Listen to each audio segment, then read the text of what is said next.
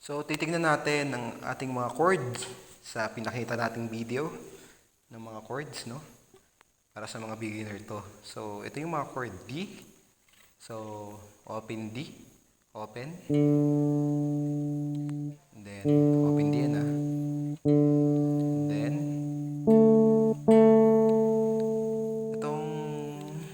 ito.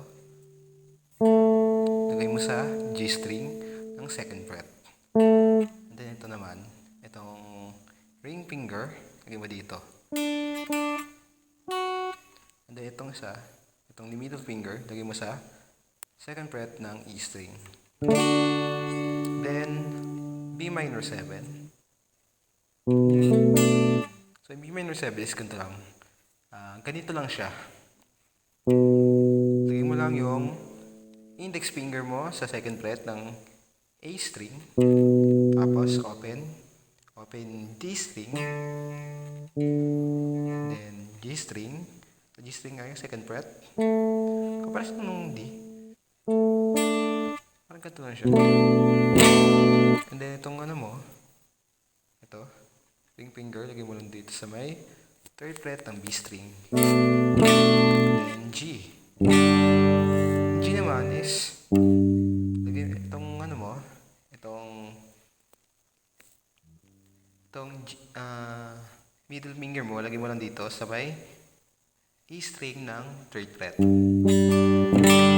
Tapos, mute yung A string, then open D, G, open G, and then sa B ng B string ng 3rd fret ng gagamitin natin na ring finger. And then A, ayan, open A, and then the rest na ay itong index finger mo, lagay mo lang dito. And then mute na yung E string, mute na siya. And then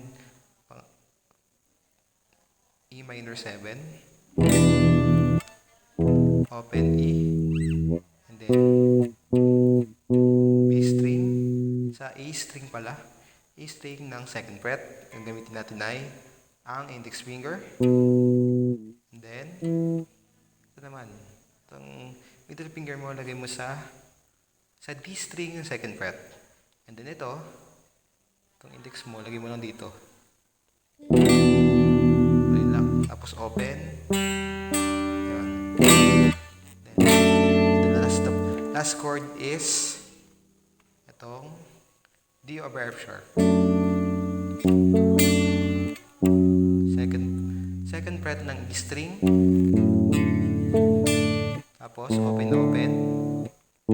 Open ang A at D.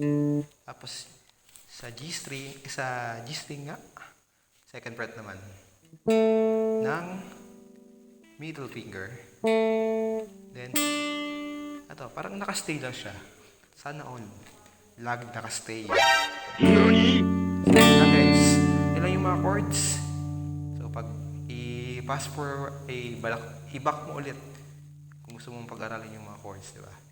So, yun lang guys. Patuloy yung i-ano ang ating channel. Suportahan. Paki-like and share mo na rin itong video na to and subscribe na sa ating channel. So yun lang guys. Maraming salamat at hanggang sa muli.